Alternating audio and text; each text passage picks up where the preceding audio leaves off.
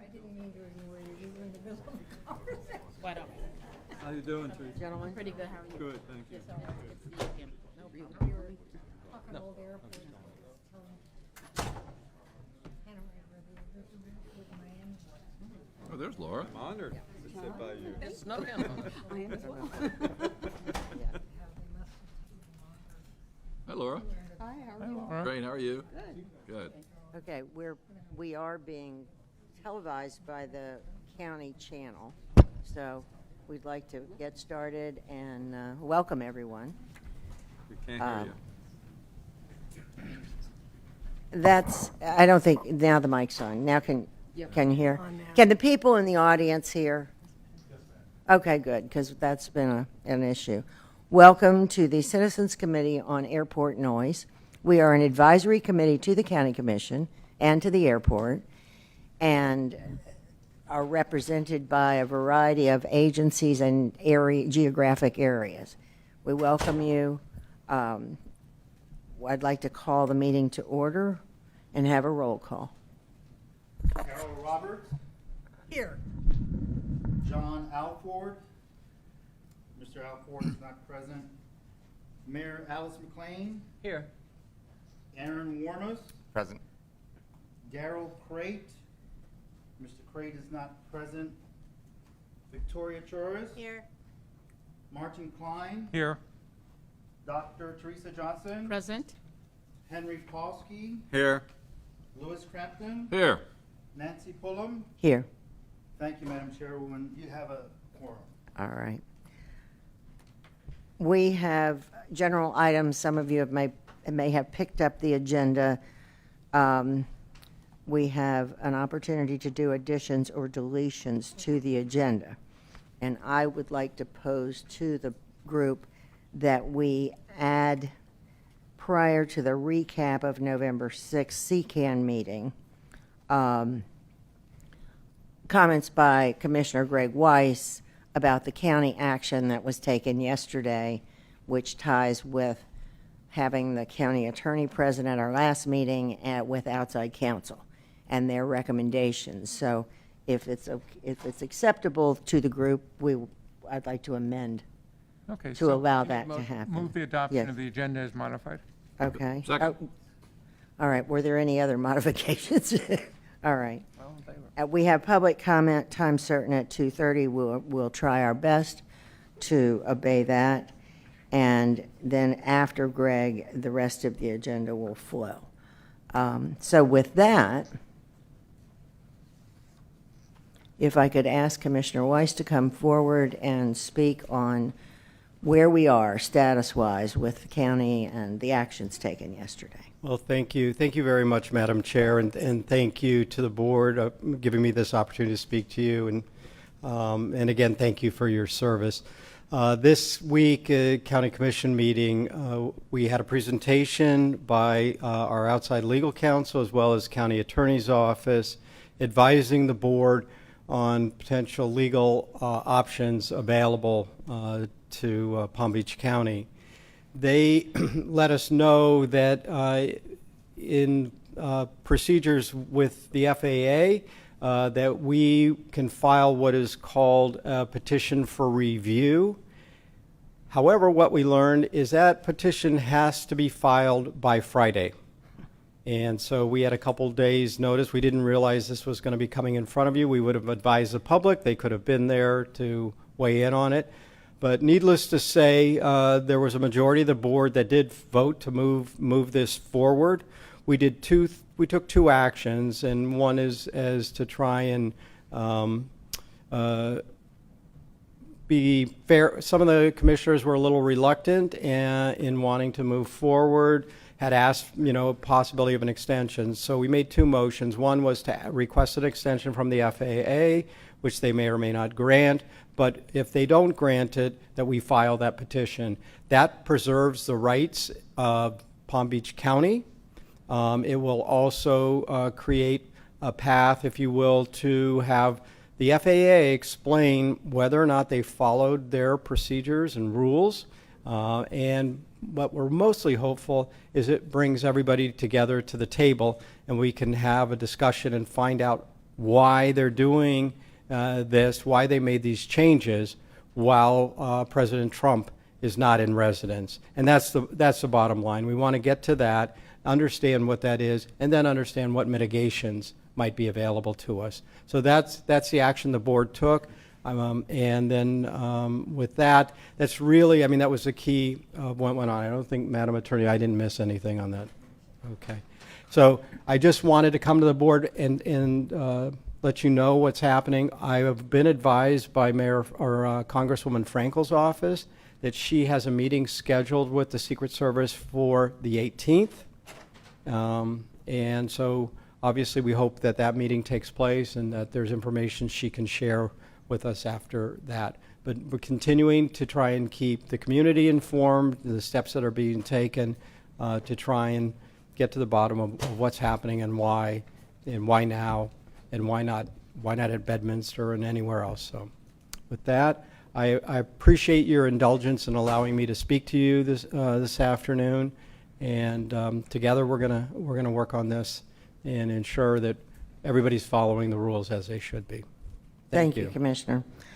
We very much appreciate the support. I very much appreciate, and I think I could speak for the group, the support of the County Commission in moving this forward. Basically, the way the federal government operates is you have a finite amount of time to respond and to question and request. And absent doing that, you lose your right to discuss, to interact, to push forward alternatives, et cetera. So it became very critical, and we all know sometimes government can work slowly or quickly, and in this event, Palm Beach County really rose to the occasion, and I want to express my appreciation for that effort to move this forward, get outside counsel, get all of this identified, so that it doesn't necessarily mean there's going to be a full-blown lawsuit down the pike. What everybody wants is an attempt to meet, to negotiate, to hear, but we haven't been successful with that. And so absent that, we can't afford not to at least put our hand in the game, if you will, and at least have an opportunity if we're rebuffed in the future, because this will give us an opportunity to provide public input and concerns. Yeah, Greg, just to announce, last night the Palm Beach Town Council voted unanimously to join your suit or your operation. I spoke with our lawyer today, and she has contacted your legal staff. Hopefully we can join your suit. If that doesn't work out, then we'll file a suit on our own, but we certainly want our interests represented throughout the process as it goes forward. I also have a comment. Thank you, Commissioner Weiss, for your presentation. Thank you for advocating on behalf of the citizens here. The Congresswoman's meeting with FAA? Secret Service. Secret Service, okay. Will it be to advocate for changes, or do you have any idea what that meeting will entail? I don't. Okay. Sorry, I don't have any detailed information, any real information, so I don't want to speak on their behalf. Okay, thank you. I know at the very least there has been extensive data collection done to provide to the Congressman as to homes affected, the issues that were brought up in that meeting,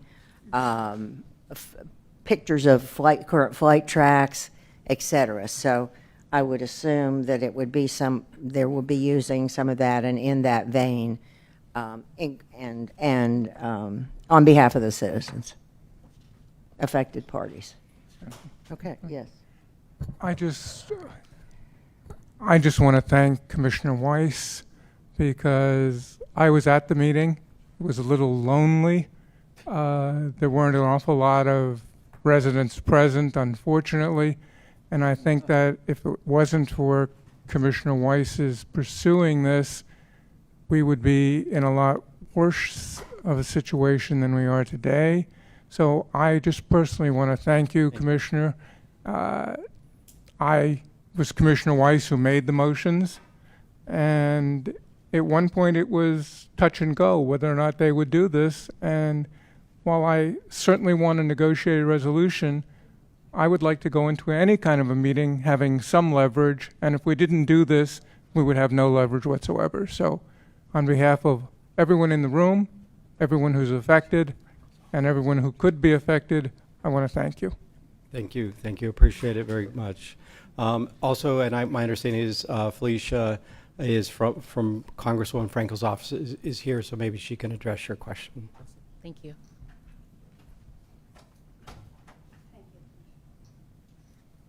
Thank you, everyone. Hi, my name is Felicia. I work for Lois Frankel. I just wanted to clarify. Thank you, Nancy, and for everyone here for all the help you've given us. The Congresswoman does plan to be meeting with Social Security, with Secret Service, and also trying to get a meeting with FAA. And it will be to go over some alternatives, and also to find out if she can, if they'll provide the information, why this has happened. But also to offer some alternatives that will make everyone's lives a little better quality of life. So we will hopefully be able to answer some of those questions, but I do want to be forthcoming. Secret Service can do pretty much what they want when it comes to the safety of the president, and they don't have to give us a full explanation. And the Congresswoman is the only one allowed in the room with them at the time, and it'll be in D.C. Okay. Thank you so much. Thanks, Felicia. Okay. Any other comments?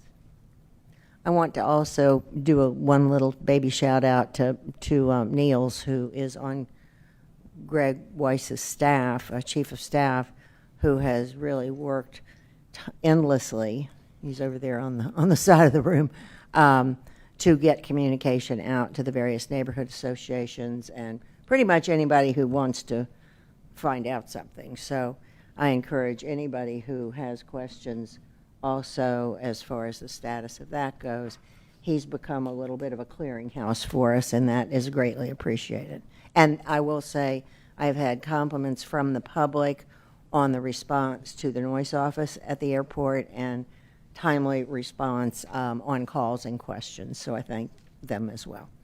Okay, with that, we're going to move through the agenda, and the next item would be a recap of the November 6th meeting, where we had, because it was in the evening, I'm assuming, a couple hundred people at least, who came and spoke very positively with a great deal of information, and airport staff has done a yeoman's job of kind of categorizing the comments, the regions, and have done a lot of other work on identifying those areas that are of greatest impact and the population numbers as well. I don't know if you want to combine that at this point, but I just want, so Gary, do you want to? Sure. Thank you, Madam Chair. For those of you that don't know me, Gary Sipek, Senior Deputy Director of Airports. After the last meeting, the committee asked for a summary of the comments that were given by the public, both verbal and written, at the November 6th meeting. Each of you should have in front of you a little handout that I left with you that basically, and there are extras on the table here for anyone that would like them.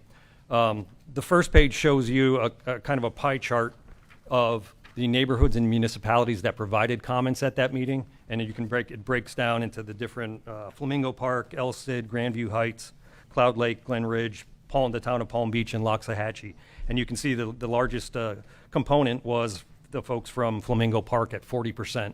And I think we had 23 separate individuals that came up and provided comment that night. And we also had 3 additional individuals that provided written comments that did not want to speak in public. The second area on that first page you'll see are the topics or issues addressed, and there were 6 that our staff identified as going through the minutes of that meeting, or through the recording of that meeting. We had quality of life issues, economic and property concerns, TFR implementation process, operational changes suggested, monitoring and legal requirements, and advocacy and collaboration. And the largest percentage that we had of those comments, 44% of them, all related to quality of life, which I know we all heard that evening. Second was the TFR implementation process. And then page 2 and 3 kind of provides a breakdown of those topics and issues addressed, and provides a number of different individuals that provided those those comments on those areas. So if you look at quality of life on number 2, page 2, 16 people got up and talked about noise pollution. Another 11 got up and just talked about general concern for what happened here. If you move down to economic and property concerns, we had 6 individuals that talked about the decrease in property values. Another one that came and stood up and talked about the negative impact on local businesses. So you can see, you go through this process, the TFR implementation process, we had 14 different individuals get up and ask the question, why are they permanent when the president is not in residence? And that's something that we as the Department of Airports continue to ask, the county commissioners have asked, you all have asked, the general public has asked. So we hope to get some answers on that as well. Moving on to page 3, we talked about operational changes suggested, monitoring and legal requirements, and advocacy and collaboration.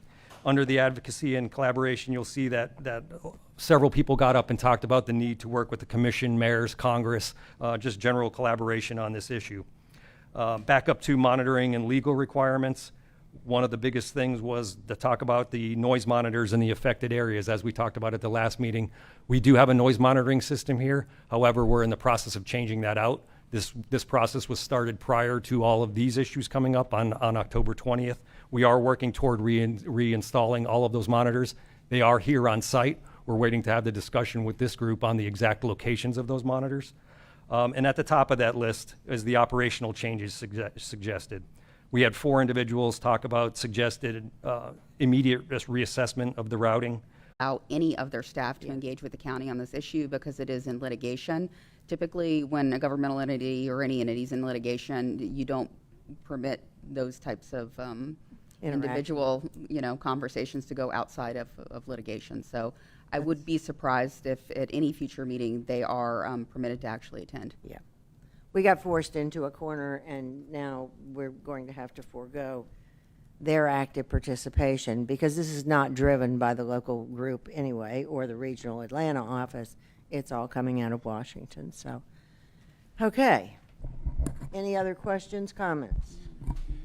If you'd like me to share, I did pull Sure. up on my phone. So the area that I identified, and this is not scientific, as I've shared with the chair in the past, the area that I identified historically that received these overflights when it was on a straight out area or on a straight out departure to the east, I estimated, or the county staff that worked with me estimated that we had about 2,200 homes and roughly 5,000 people in that area.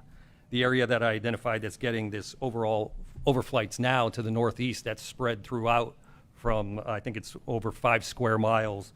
We're looking at roughly 11,000 homes and 21,000 people in that area. So it's a pretty significant increase. And that's not to say that people throughout the county and in other areas aren't getting overflights as well, but this was where the concentration was, and I think I ran that graphic by you, Yes. Madam Chair. So. Yes.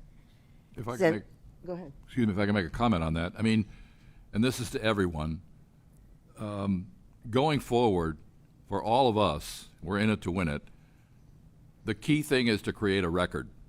And that record can be created by citizen complaints that you're making here today, and also on the monitoring data. But whatever proceedings are going to happen, whether they're administrative or whether they're court proceedings, there has to be real data, like the kind of data that you just mentioned. We may have to drill down and provide it in a more granular form. But that's why we're here today, is to create a data which will then drive the emotion and our efforts that Lois will lead in Washington. That's why we're here today, is to create a record that can stand up and hopefully be persuasive in the administrative proceedings and eventually perhaps the legal proceedings to come. So it's real important we all work together to get that data right, probably through you guys to Greg or some other place. But we need to create that database. Thank you. Yes, absolutely. And as I said, we're in unprecedented times. Under normal circumstances, a change requires, as Mr. Crampton noted from his experience at the last meeting, a study, an official and organized effort to gather community input. There are all kinds of steps one must go through, and all of that has been negated. So we are now in the data gathering and analyzing process to make the case, and hearing from the public is one of our missions. We are volunteers. We are advisory to the county commission, and we are the citizens' eyes and ears. So the more data we have, the more people who call the noise line or send complaints, and the more specific they are, it's very, very helpful. We will continue to be a venue for the public to air their grievances and specify the impacts, whether it's their property values or their quality of life issues. We had 2 medical doctors at the last meeting who also spoke to negative impacts of health. So all of those things are needed, and we're the eyes and ears, and take seriously what the public does contribute. And please, the best thing that can be done is encourage everyone you know to either contact the noise line, contact the noise office, write letters, but document the specifics. Do we all have planes flying over our homes? Yes. Are they so close you could practically see the passengers in the windows? No. And does it, on a continuing basis, disrupt your life? That's an important distinction. So, and the frequency. If one loud plane goes over, you say, wow, that was loud. When they're going over every 5 minutes, it becomes an issue. When it precludes you using your pool and our outdoor living space, we've stressed that South Florida is unlike Boston or New York or London or Philadelphia, where people are indoors during cold weather. We have an outside lifestyle, so our outdoors is an extension of our living area. And so that's also important. So please encourage anyone, your neighbors, your friends, your associates, to continue to voice their concerns and be as specific as can be. And you're certainly, encouraged to write letters to whomever you see fit. But basically, as has been outlined by the Director Beebe and Gary, the edict was handed down by the Secret Service to the FAA to implement, to the local 2 days notice, here you go. So it's important that the FAA know, but it's also important that everybody who's dealing with all the players know as well, be it the attorneys, our congresswoman, whomever. So more is better. Saying, I don't like it, it hurts my ears, is legit, but the more specific you can be, I know people are logging noise, the volume. They are logging the frequency of flights over their homes that never existed before. So that, as I say, it's not one random plane that you're like, oh, I wonder where that guy's going, to you get on your guard and you realize that you're just waiting for the next one, and the next one, the next one. And a lot of us on this panel are directly affected. So I feel your pain. We feel your pain. So with that, I think it would be a good time, with agreement of the committee, to do public comment. If you have things you want to share with us, we encourage you to do so. And we see this as we are partners. We are advisory to the county commission. Obviously, Commissioner Weiss and Niels, his chief of staff, have done a yeoman's job. If you want to get information or you want to get on, they have distributed by electronic media, Facebook, whatever, updates on how things are going. If you want to get on their list or have a question that's particularly for them, you please let them know too.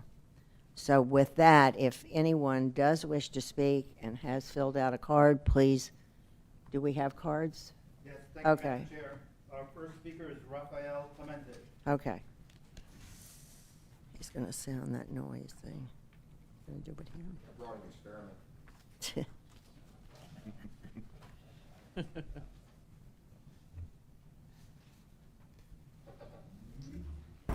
And after my comments, I will ask the committee members who will indulge me to step to the back of the room with your chair, your board chair, and Councilman Crampton for a little demonstration to give you this data and I think, as Councilman Crampton put it, maybe inject some emotion into this matter. Over the past several weeks, I've been measuring aircraft noise at my home. I've shared it with this body via email to better understand what my family and my neighborhood are experiencing. This shift in the flight path is a very real impact on our lives. In fact, this is no exaggeration. My dog, who used to go out and lay by the pool in the shade of a tree, does that much less now. This is not an exaggeration. My neighborhood, Flamingo Park, is an historic district. It is known for outdoor living, for walkability, and for this lifestyle that we all have come to enjoy in South Florida, especially this time of year. Critically, this is a neighborhood that was never in the flight path. In fact, Nancy, as you pointed out, on the occasion that a plane did fly overhead, it was sort of noticeable. It stood out as an anomaly. If I chose to buy a home in the flight path, you would not see me here today. It was a choice that I would have made, and it was something that I would have been willing to live with. It was my choice. That was not my choice. The change was sudden. It is very disruptive. There was no evaluation. In fact, in my opinion, I'm not an attorney, but everything I have read, it violates multiple state and federal laws. There is no way it complies with a dozen different requirements of state and federal law. And let us not forget that years ago, the airport bought up and demolished about 360 houses in what was known as the Hillcrest neighborhood. Some of them got relocated and are still standing, but many of them were razed to the ground. About 100 acres of our city was bulldozed. Thankfully, that's now been an adaptive reuse project. It's Palm Beach Atlantic University's athletic fields, but for a long time, it was just a dead zone. That was a measure taken by the FAA, I think, to mitigate noise impacts because there was a commitment to an established flight path that no one thought would be changed, certainly without a process.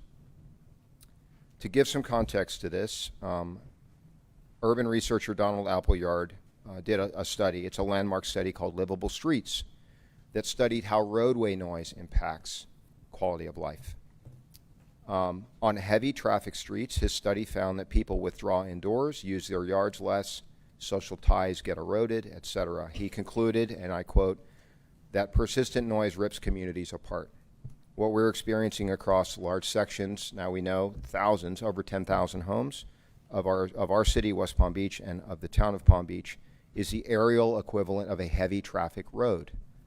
In fact, airport staff graciously shared with me that on this past Sunday, December 7th, according to their data, 380 aircraft, nearly all of them jets, departed the airport and flew over Flamingo Park. 380 aircraft.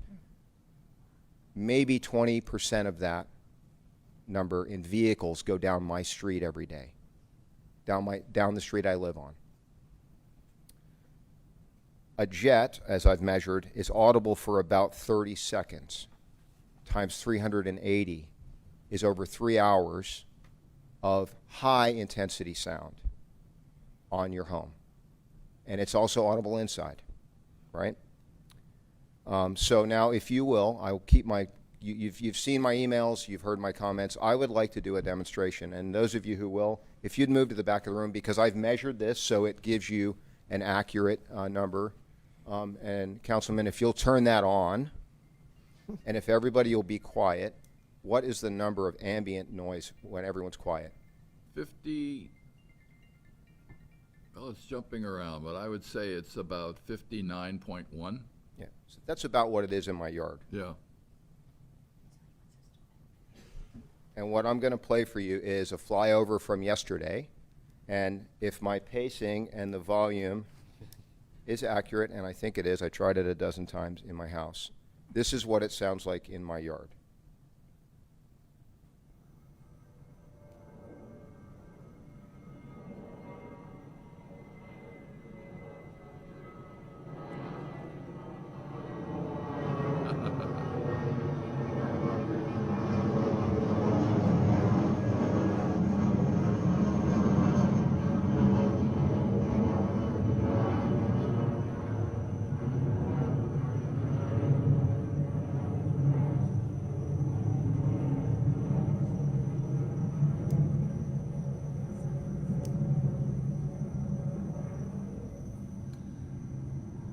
What was So that? at its peak, it was 81 dBA.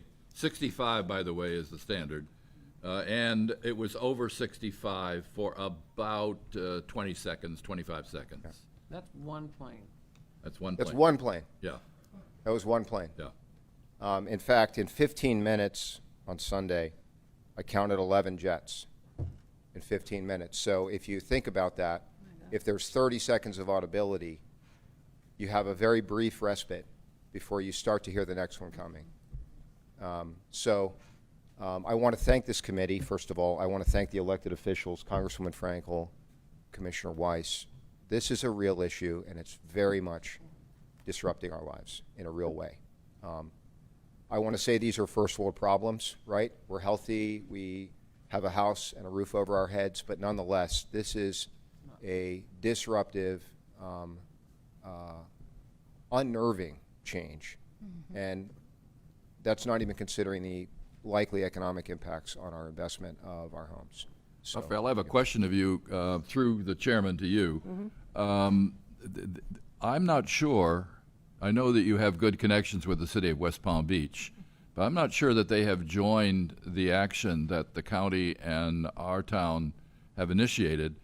I believe, according to Nancy, that Armando Fana, whom we both know, might be the person to push the button on that. But if you could get in touch with Armando, I know you know him very well, to see what the city should be part of this. I agree. Its neighborhoods are, you live in the city. Absolutely. Its neighborhoods are effective. So I would just suggest to you that you call Armando and get them on the case. Tomorrow's the deadline.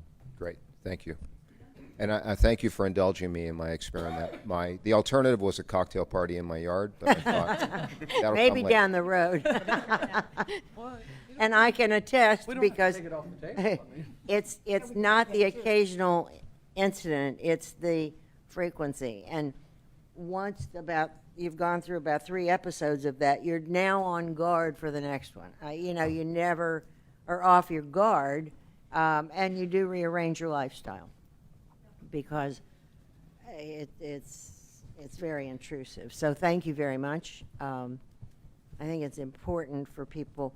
I have had people say to me, well, you're by the airport, what did you expect? And I said, I live on a street. I didn't expect it to become I-95 either. So it's the change, and we have had a number of comments and feedback on the concern that to try to sell a house that you have a major investment in, while this is happening, becomes real challenging. People on a number of occasions have asked, where's the flight path, before they sign the contract. And people are aware of it. So thank you very much, and thank you for helping with getting in touch with Armando, maybe. Okay. Our next speaker is Cheyenne Roloffs, followed by DeWitt Ingram. Hi, Diane. Hi, my name is Cheyenne. I'm a recent home owner. Oh, I'm sorry, I'm a homeowner in Flamingo You Park. get a little closer to the mic, please. Sorry, yes, I'm a homeowner in Flamingo Park. I've recently purchased in Flamingo Park, and when I did make that purchase, I purchased with the knowledge that we only had planes flying over when the president was in town. So this has been a huge problem for me. I can't even put enough makeup on to hide the dark circles underneath my eyes, because it's also impacting my quality of life because I do a lot of work overseas. So I'm often up until 3, 5 in the morning doing a lot of work, exhausted, going to bed, 5:30 planes flying over my house. I live across the street from Raphael, so that's what it's like for me every single day. And sorry, this is really upsetting for me because I also bought at, I guess, what was the peak in the market, and I'm paying higher taxes. And now I'm wondering, why am I paying these taxes when I don't have the same quality of life that I thought I was purchasing? I feel really sorry for people who have lived in our neighborhood for decades, who've built their lives here. But it's a beautiful community. It's why I bought in the community that I live in. I was really looking forward to becoming an active part of that community, but I find that even when I'm out in my garden, I cannot go and get my phone quickly enough because they're so low and they're so fast. I can read every single, look, if there were windows on the bottom of that jet plane, I probably could see the faces of the passengers.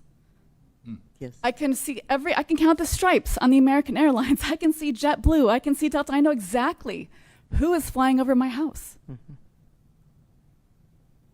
And you can get more information on that from the Airport Noise Office and the graphics if you want to include those in any letters that you send pointing out the impact to your home. Thank you. So effectively, the outdoor life is gone, right? We can't hold conversations outside without being interrupted by jets. I have conference calls during the day. I can't leave my windows open where I had fresh air before. I have to close the windows. Otherwise, they can't hear me. I can't hear them. Disrupts Zoom calls. So it's a lot of levels this is impacting my life in particular. There's a few other points that I wanted to make. We mentioned the property prices, up to 20% drop in values. Academic studies consistently show 1% decline in home value per every additional decibel of sustained aircraft noise, making Flamingo Park's losses predictable as well as evidence-based. Homes like mine were never priced, marketed, or taxed as airport-impacted properties, and that has now been altered without any consultation or mitigation. So, the one final point that I wanted to make was that this also impacts our ability to enjoy Palm Beach, because we used to go to Palm Beach as a respite, the public beach, and now we can no longer do that because it's the same issue we have in my back garden we have over at Palm Beach, a public beach, where we don't really have a place to kind of escape that noise anymore. It's everywhere, and it's really, really been stressful. It's impacting me on many levels, not just sleep, quality of life, concern. My children are coming back to visit me, and it's extremely upsetting. So yeah, thank you very much for everything that you're doing, for listening, and for pulling all this together so that we might be able to do something to kind of resolve the issues that it's created. Thank you. Thank you. And Thank you. you make a very good point that with lots of people working from home, it's negatively impacting their employment. You're not the only one who's brought that up.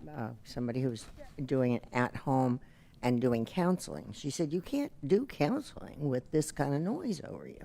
You know, it's disruptive too. So that's another feature that the potential to employment. Is there, next up? DeWitt Ingram, followed by David Scope. Good afternoon, Madam Chair, Commissioner Weiss, if you're still here, and Director Beebe. My name is DeWitt Ingram. I was here last month with you. I have a company, Paravion Group. I'm an aviation consulting company. And retroactively, I am the FAA, so to speak, because then, the 1990s, when the noise problems of this airport were very bad, the control tower participated very strongly in doing what we could to mitigate noise. I created an RNAV departure procedure, and we participated. Director Beebe was very right on point. I doubt that we're ever going to see the FAA participate again. The issue we've got then versus now is that President Trump wasn't president. He was just a citizen. And now with him as president, in Trump 1 in 16 and onward, was similar to Trump 2 up until October 20th. There was changes in the flight paths, had other runway uses that were able to abate the noise. But as we all know, on October 20th at 12:01 a.m., all of our worlds changed. And it changed, as we know, in the two ways. The departures off of 10 left turned out to the left and went out over town in areas that they'd never gone out before.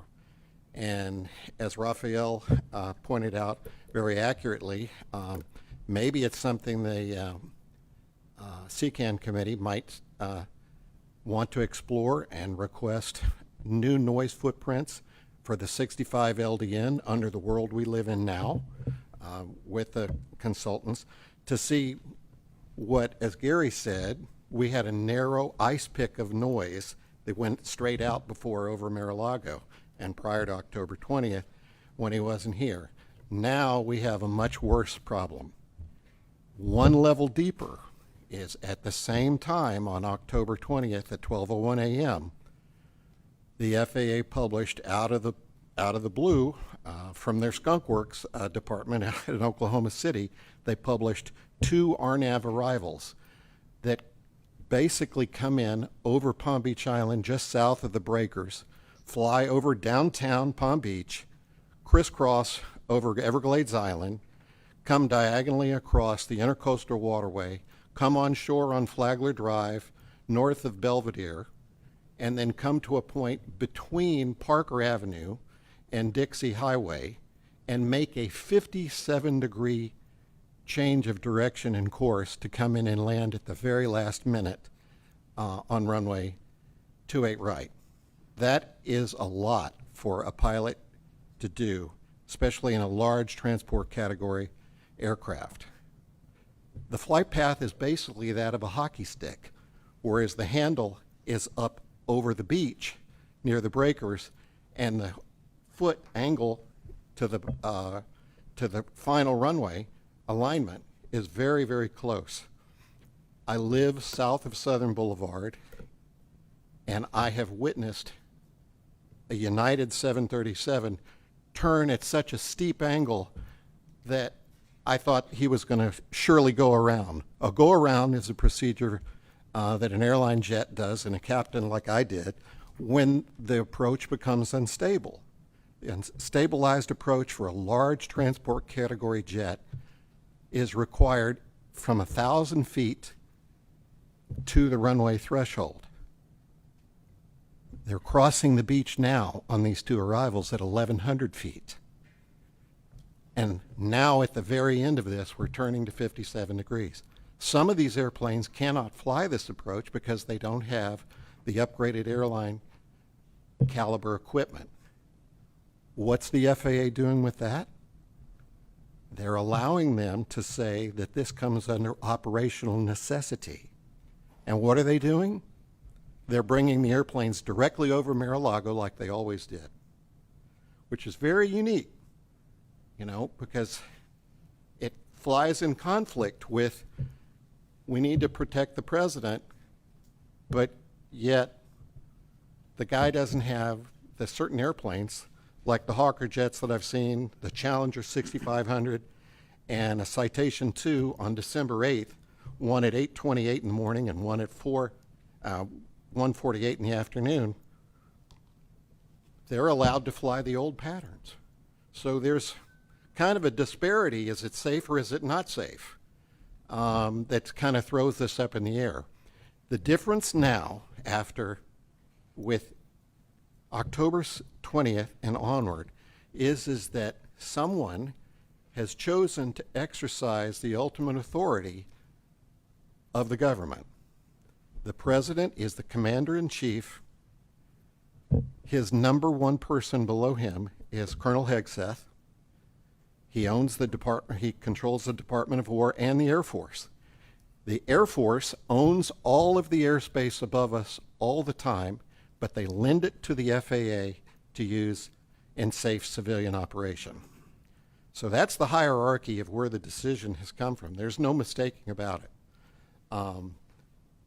It's disappointing that without the 4 people at the table to discuss and mitigate these problems, as the community wants and as you want, it's going to be difficult to get us moving forward. The flight procedures that we have now, the arrivals coming in south of the breakers and coming in, were a crude first swipe at what can be done to make the noise less of a penalizing event for the citizens. The departure path, this you'll find most fascinating. Departing off of 10 left, there was a United 737 within the last 5 days, Palm Beach to Houston. Given a turn, and he never turned.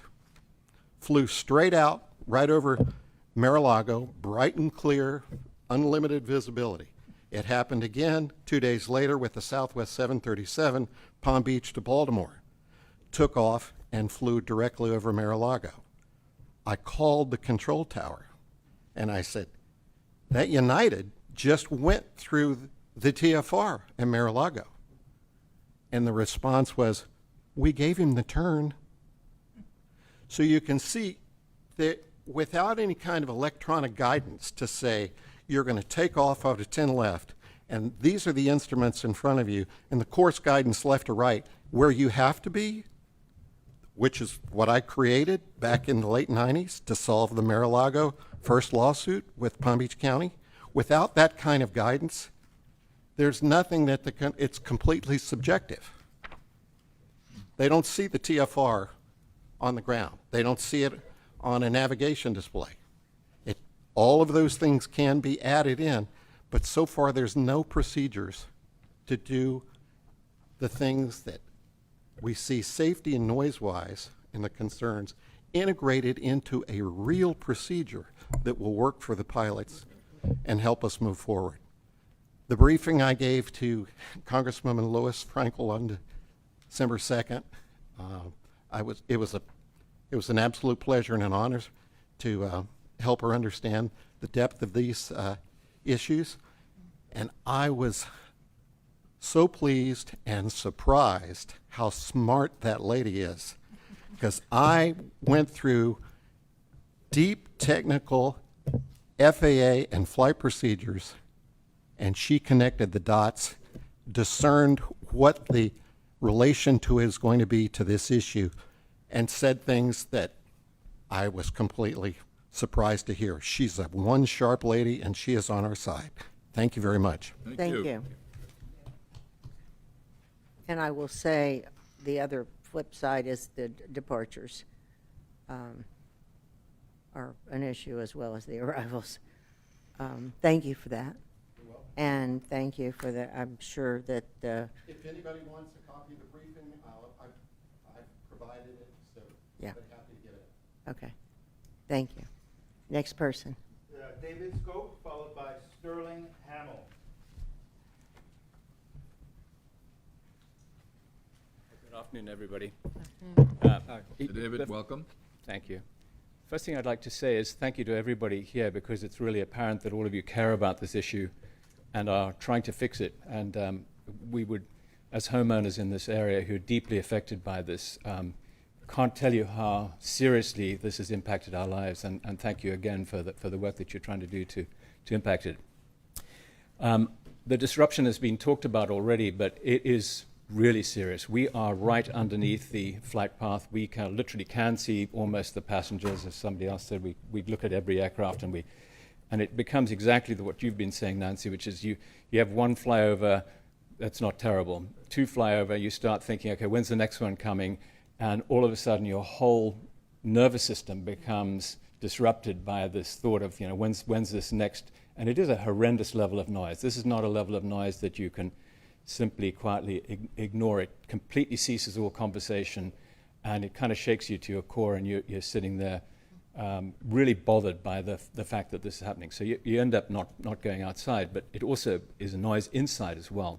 So that's not what I really stepped up here to talk about. I think the one thing that really bothers me about this personally is the failure to discuss this with anybody in the town before it was implemented. This is a town that's shown itself incredibly reasonably willing to help with security for Donald Trump around shutting down South County Road when he's in town, and putting up with all sorts of disruptions. I mean, if you happen to live south of that, to get into town when he's in town. But we all put up with it because we recognize that there's some reasonable demands. To have this happen with what we consider as residents to be, there's no rationale for this. Now, maybe they do have one, but it would have been nice if they'd come to us and said, here's why we're doing this. And the lack of consultation really bothers me, and I want to come back to that at the end of what I want to talk about here, because it concerns me that it might be a signal for something more serious. One of the things that I think is very concerning about this as well is before they fanned things north and south, now suddenly it's north only. Had they gone south, the number of houses being impacted would have been far lower, and they wouldn't have cut right across Worth Avenue. If you're sitting in any of the restaurants there and one of these planes comes over, poor people at the Colony Hotel with their pool and the Swifties restaurant there, this is a nightmare disruption to them. And guests paying a fortune for an overnight stay there, largely hoping to be outside. So that also concerns me. Why would that sounds a bit arbitrary, and it's an indication of something that could be more serious. As a home purchaser, I think one of the things that's really crystal clear is if you were, and Trump was very aware of this when he purchased Mar-a-Lago, where it was right under the flight path, and he got an incredible deal on the property as a result of that, and he's been fighting it ever since. But those of us who purchased our properties, we purchased in 2021, we paid a fortune for a property that had we known it was in the estates, in the flight path, we would absolutely categorically not have paid that price for it. And we're talking about really very significant changes in property value there. So I do think this is a huge issue in terms of the financial impact. The one thing that I did want to step up here and talk about, though, which it's a little bit of an accident that we're here this afternoon, and that's what I'm most concerned about. Our neighbor happened to let us know about it. The one thing I was aware of was from the shiny sheet that we should go online and file a complaint, which we did do. But I'm concerned that there are many residents who are not aware of today's meeting, who's not aware of, I certainly wasn't aware of the November the 6th meeting that took place. And I'm worried to try to find a way to help, and certainly will do my part as well, to make sure we get to and reach all of the affected people and help them understand what they can do. Because a lot of them are sitting out there unaware that they should be doing things. And for example, you talked about calling the noise line. I wasn't aware that there was a noise line. So what I'd love to do is, coming out of this, is get a list of the things that we as citizens could do, like calling the noise line, like doing this online registration, like sending a letter, calling our congressperson or writing to our congressperson, whatever it is that we could do, and getting that list together so that we can get out there and try and let everyone know, and then recommend as well that if we can, via this group, perhaps try to get this set of actions published in the shiny sheet or whatever other mechanisms we have to reach people. Because I don't think that it was really, we were sitting there frustrated but not sure how to take action and what to do about it. In fact, I've been calling lawyers myself trying to figure out what our legal rights are, and that's obviously not the best way to go. It's much better to do it through a community action like this. The last thing I want to just talk about here briefly comes back to this: why were we not consulted? This was a pretty unfriendly act here, and I have one concern, which is that this might be an attempt to make this a permanent fixture, going well beyond the 3 years, because I think Trump has made it clear that he has not liked being part of this flight path, and this might be his attempt to try to fix that for the value of his property, to the detriment of the town and many, many other people around him. And I don't know, what we do about that, but the one area that I think might be worth our while thinking about here, which is, does he truly have the legal right to live in that, what is really basically licensed to be a club? And I'll leave it for that, for you guys to think about that, because if this starts to become a permanent issue, that might be one of the routes that we're forced to take here to start to try to think about how to address that, because it clearly is impacting a bunch of people who did not sign up for that, and he definitely did sign up for it and got a very cheap price for the property that he paid for, understanding quite clearly that he was in the flight path at the time that he purchased it. Thank you for listening to me, and I apologize if I've upset anybody with any of my comments. Thank you. No, your comments have Chair. been right on target. I'm sorry, we can't. Madam Chair. Let me just say that your comments are very on target. And what I would hope, I know the town of Palm Beach puts out notices, City of West Palm Beach puts out notices about things going on, meetings and whatever. And thank you for that comment, because We are all trying our best, but at the same time, we can always get better and get the communication out clearly and timely so that we welcome people to channel some of their frustration into productive action. So thank you very much. Madam Chair, may I comment, please? Yes. To the gentleman. I lived in the south end, about a mile south of Mar-a-Lago for 62 years. I had been in Mar-a-Lago when Meriwether Post owned it. The planes did go over all that time. He absolutely knew what the flight path was, because I had obviously been there while he was there. I agree 100% with what you just said. I believe that he would like to make that permanent. Was also, as your former county commissioner, was involved with many of those suits. So I think that we need to be very much aware and start planning on whatever it is we can do to make sure that it does not become permanent. Because I do believe that that is what he would like. That is what he would like, yeah. Thank you very much. Mr. Hampton, did you want to make a comment, Lou? Raphael, I think you're still here. I think you moved back. Were you here when we had the first Trump administration, we had prior TFRs? And if so, I'm trying to get a handle on how significant, is there an increase in noise? Is it enhanced? Can you compare the existing noise problem with what it was under the first administration? Yes, Mr. Klein, I can. So we are on Sunset Road in Flamingo Park, and we've been there for about a decade now. And when, during President Trump's first administration, when the diversion pattern started to happen, it's my recollection that they were fanning north and south, but it did not seem like they were as far north as they are now. So they were maybe, there are many more planes now that are either a block south of my house or over my house, occasionally north of my house, when I see them pass. So to answer your question directly, it was significantly less impactful. And I would say psychologically, emotionally, you knew it was going to stop when the president wasn't in town, and that changed the nature of the experience tremendously. Makes a big difference. And I think And you also knew that when he was no longer president, whether that was 4 years or 8 years, it was going to stop sooner or later. I am gravely concerned, as prior speakers have said, and as Ms. Roberts has said, that there is an intention to make this permanent, and that is just unacceptable. I mean, I'm emotional about this, and this isn't for you all to receive my emotion on this, but So, Raphael, it's a real I think thing. what I'm hearing from you is two issues. One, it stopped because he was no longer here, and that goes to a fundamental issue that I have also, because we don't have this issue over Bedminster, New Jersey, and I don't know why we should have it here. And it's also an increase in number of planes. It's both. That's correct. Okay, Yeah. thank you. Yes, our air traffic has increased over time, too. Okay, another speaker? You also don't have that issue. Followed by Nigel Mann, Sterling Hamill.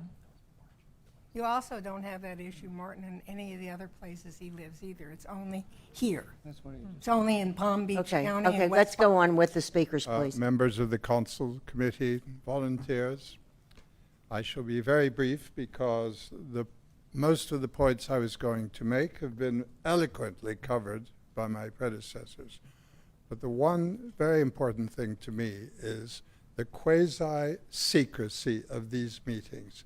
It is absolutely not out in the public domain. I subscribe to newspapers. I'm on the internet. I rang up the town hall yesterday at 5 o'clock and I said, I understand there is a meeting on this subject going on. No, we don't know anything about that. A very nice lady. We had a 5-minute conversation. She said, well, I don't know anything about it, but I could put you through the planning department. I said, fine. They were equally polite. I'm always proud as a resident of Palm Beach how our civil servants are eloquent and handle the matters directly, but they have no knowledge of it. How is this possible? Thank you for bringing it up, and I bet it's not going to happen again.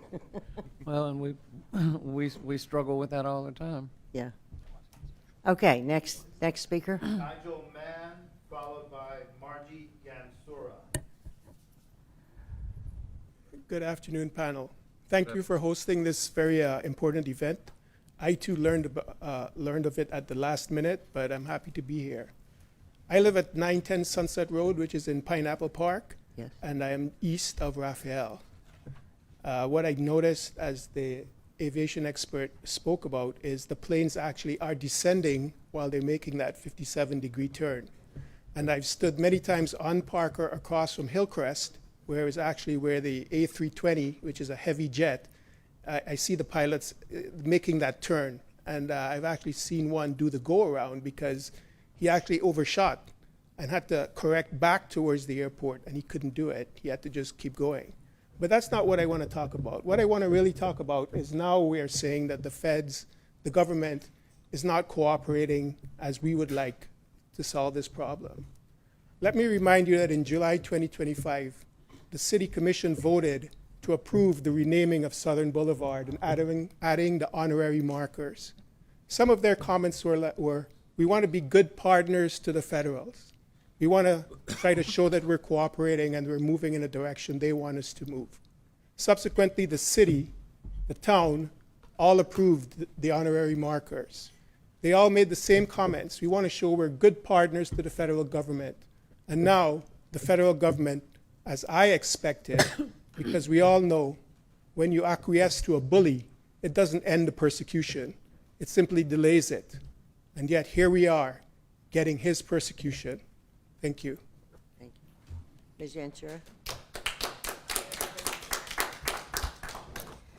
Good afternoon. Margie Yansura, 714 Claremore Drive. We've lived in Flamingo Park since 1979.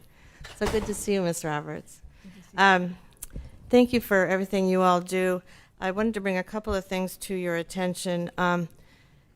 Last time we were here, someone mentioned that the reason Mr. Trump wants to protect Mar-a-Lago is that it's a historic property.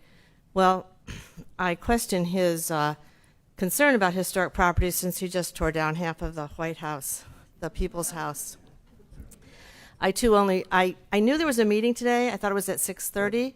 A reporter from the Times in London was the one who told me that it was happening now, so we quit decorating our yard and ran over here. Something that's been brought to my attention is that the airport has changed the way that we can register our complaints, that it is now a company that it's called planenoise.com is where you have to go, and it's a third-party noise consulting firm. It's owned and managed by Rudy Giuliani's transportation director when he was served as mayor of New York City. If this is true, this was told to me by a neighbor who is a former reporter and very good at researching things, but I'm concerned that our local folks aren't in charge of our complaints anymore.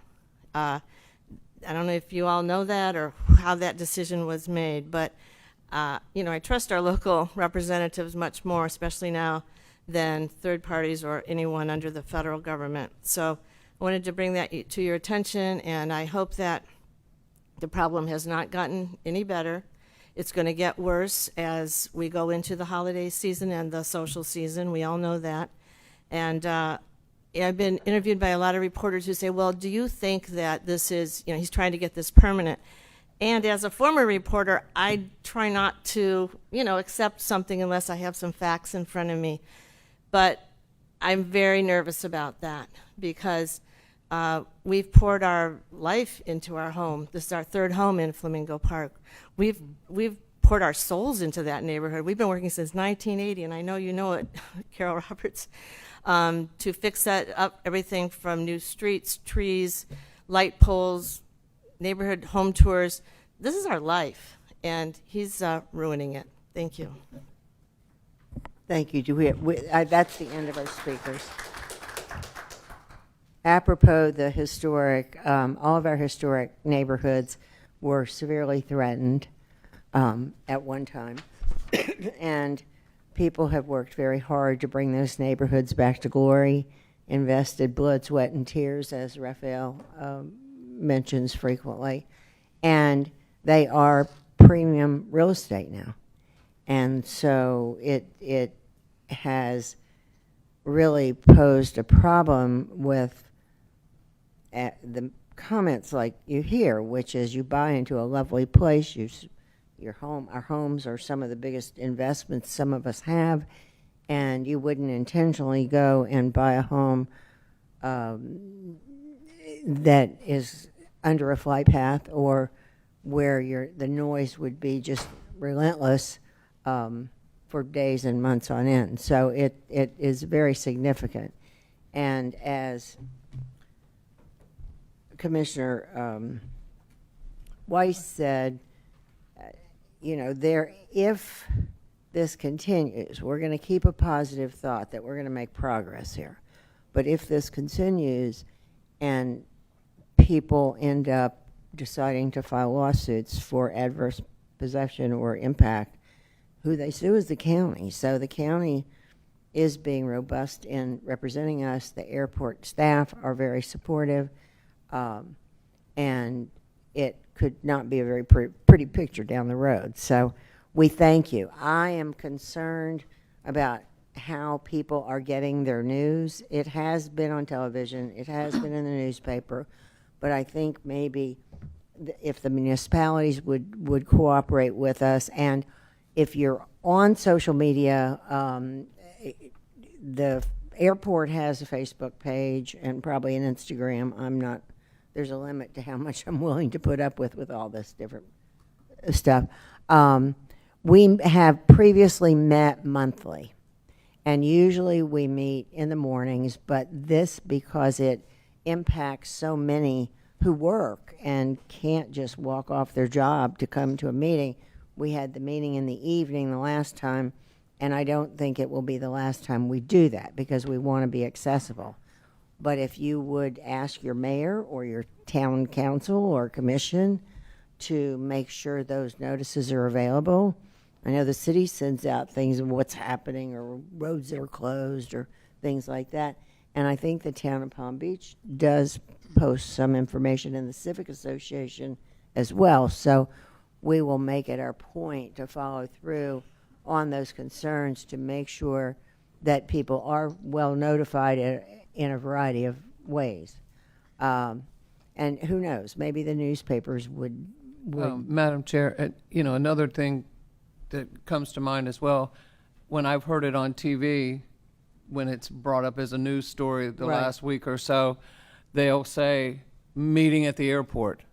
Yeah. And they give nothing, not a time. There are no specifics. The only time I heard specifics was this morning when I got the 11 o'clock news as I was leaving, and they gave 4 highlights on the agenda, but that was the first time. So I think even in our news stations, if we could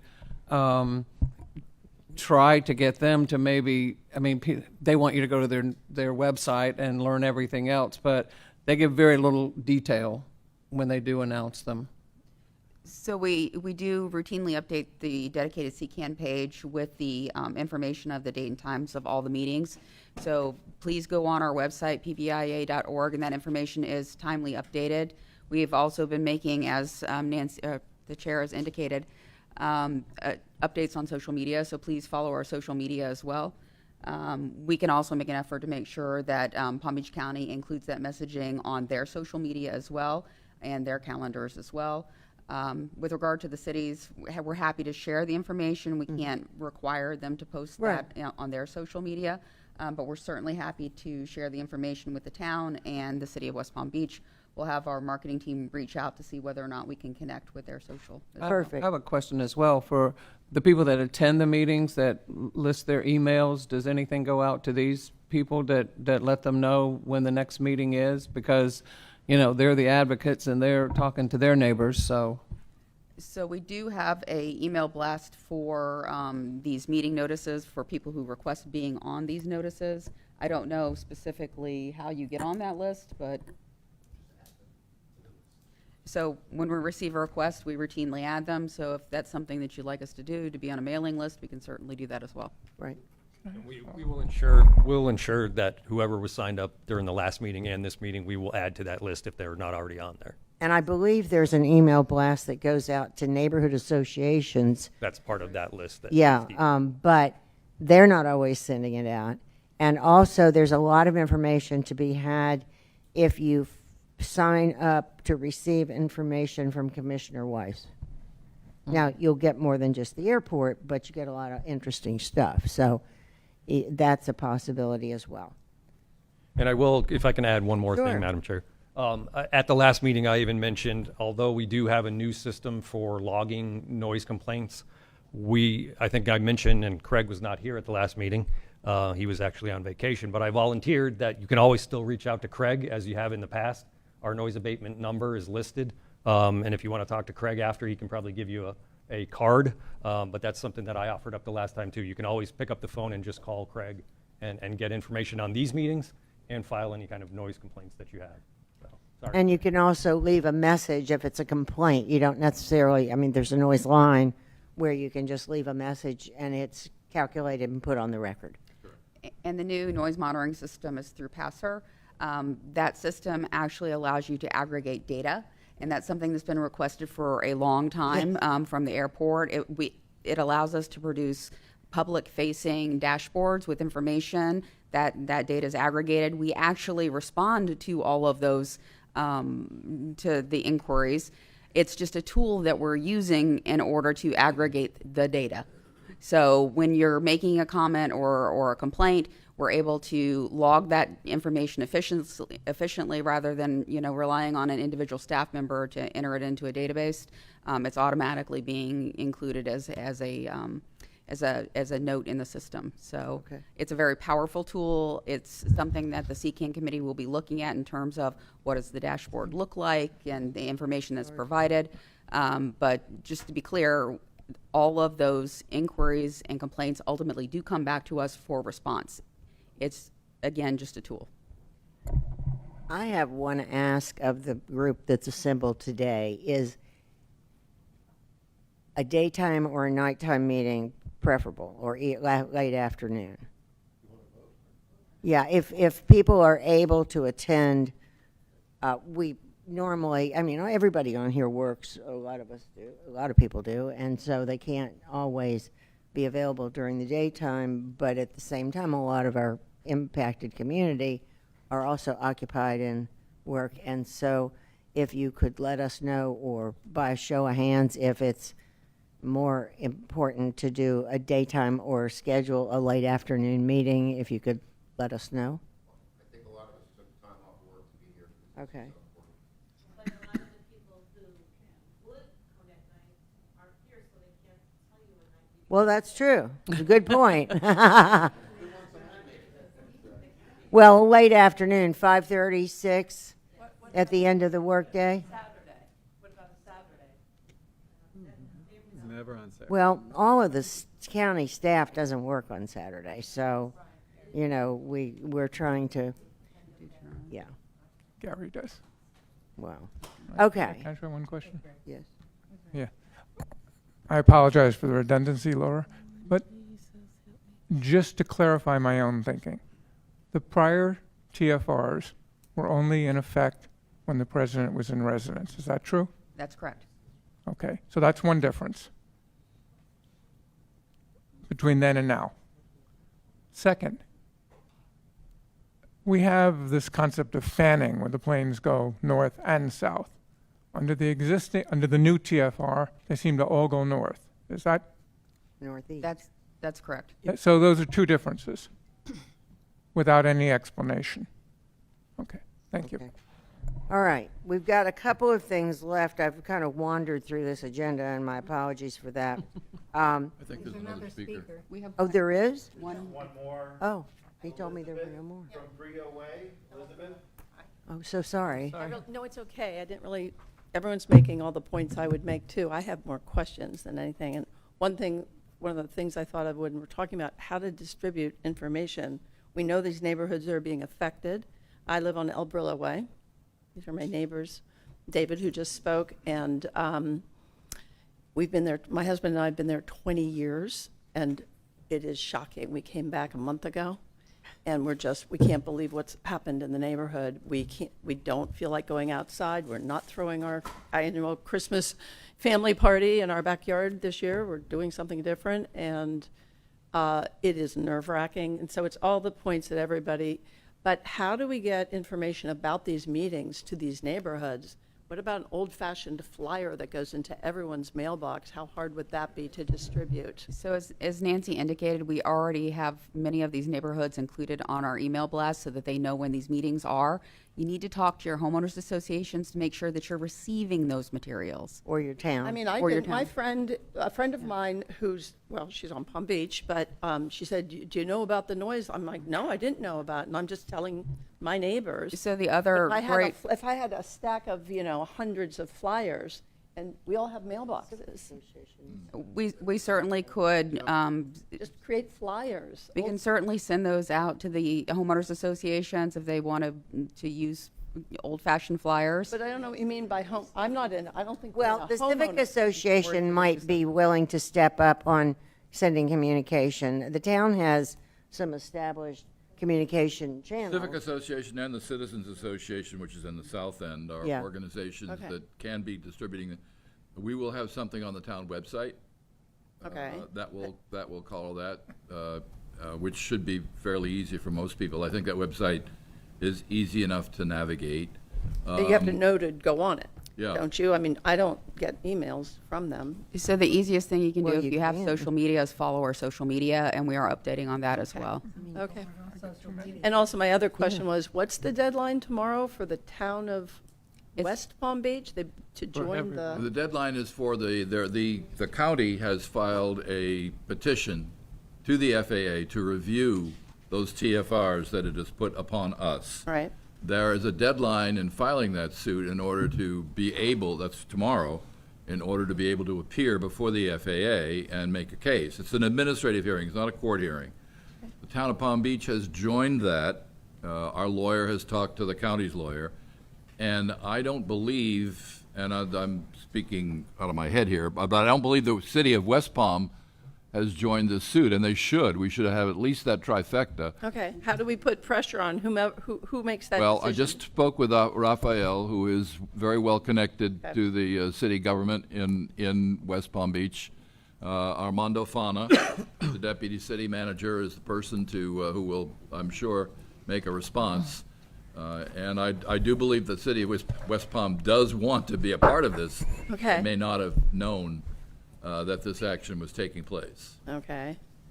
So, okay. Well, thank you very much. for Well, that. and I will add to this as well, because our town just recently, we just got a website in the last couple of years, and it's like pulling eye teeth to get people to go on it and see what's going on. I mean, it truly is. They haven't had it in the past, and they're not used to it. So, not everyone, a lot of us are on a computer every day or on our phones, but for some reason, going to the town website is not the first thing that pops in their mind. So the struggle is real there in terms, I think, of getting people to get their information from the town's website. That's the experience that I've had. I agree. And- I'll make And I excuse think me, if I'll make people one more knew there comment. was a forum, like if there was just, a flyer in the mailbox that said, are you being disturbed? I Like think it's the rest of Well, us that's are? something your town would need to initiate. Okay. I think, if I may, I think it's important for the citizens to get themselves organized. That's what I mean. Yeah. Yeah. There's a woman in Palm Beach named Catherine Harper, Uh-huh. who has actually appeared before us, the council, and told us about this pending proceeding. Catherine has collected a list of some 40 names so far. This is in Palm Beach. Okay. Of people who are concerned about this. Yeah. You should contact her, Catherine Harper, at something, gmail.com. Right. Okay. And bring your friends into the equation until we get a large list of people, which we can hand to the airport people or hand to the FAA. These are people who have been affected by this and want to see some change and get it in gear in terms of talking with us on a one-to-one basis. Okay. And you should know that we have regularly scheduled meetings, and there is public notice if the meetings are going to be changed by time or date or something. Okay. Thank you very much for all you're doing. Thank I'd you. like to clarify something, that with the petition to file the review, it is actually a court proceeding. It's not administrative. Yeah. It is. It is. It just causes everybody to come together. Oh, okay. Yeah. Another speaker? One more speaker, Niels Heinrich from Greg Weiss's office. Okay. Okay. And then we got, Real quick to address Niels Heinrichs, 1037 Hanson Street, Chief of Staff to Greg Weiss. Just to address some of the communication issues, we started a newsletter specific to the TFR issues. Started it last week. We've already sent out 2 letters. We're dedicated to keeping people informed about everything that's going on and everything that's been done. So I would urge people to send an email to district2@pbc.gov, and they'll be at it. We will, include the links to all the meetings. We notified people that this meeting was going on, so that's the easy way that you can join, and we won't bother you with the other stuff, the great stuff that Greg Weiss does. Just specific to TFRs, we have a newsletter. So I'll hand my card to people who are here who have expressed interest. Luke? okay, great. Thank you so much. Okay. All right, we're ready to, we've got a couple of things we need to do pretty quickly. We didn't really go into Department of Airports' comments on procedural changes on our agenda, so. So sure. We had the opportunity to make comments on the published arrival and departure procedures. In order to ensure that the county's rights were being preserved, we did make comments on those procedures and submit them through an FAA portal. You have a copy of our comments in your packages if you'd like to review them. Generally, it is a venue for making technical comments. However, we did make comments regarding many of the comments that were made today and our concerns about the lack of procedure and whether or not certain federal procedures were followed or not. Right. Good. Thank you very much. And I will say that they're trying all kinds of changes, like landing from the east and, coming in, landing from the east and taking off to the west. They're making changes. I think they're trying to find their way, too, in this mess. So there are what we look for is short-term, long-term mitigation. This is not going to be something we're going to solve overnight, unfortunately, or it would have been done already. So we're going to follow the procedures since we have not gotten any access to try to negotiate something different, and at the same time keep up our level of advocacy and look at if there are other things that can be done to lessen the impact with airlines, with the flight control, air tower, flight traffic tower, etc. Any other comments? Okay, the other thing that we need to look at is our future actions and efforts. We've covered a lot of that. Update on noise monitoring system and the meeting schedule. We have been meeting every 2 or 3 months. It was 3, we changed to 2, but I suspect we're going to have to take some consideration into the frequency and the timing of our meetings. So there's that. Update on the noise monitoring system and other future efforts. I think we've covered some future efforts with communication, and we'll all put our heads together and work with our colleagues, the people in the town and hopefully with the press to make sure that notices are timely and people know what's going on. And if everybody will share that with their neighbors and friends, word travels. So, and then the other piece is the update on the monitoring system. And then before we leave, we have to vote on the minutes of the last meeting. Okay. Approval of the minutes of the last meeting? Okay. Sure. All in favor? All opposed? Yeah, okay, well, that's off. So our last hurrah is this noise monitoring system for today. Monitoring, we need monitoring.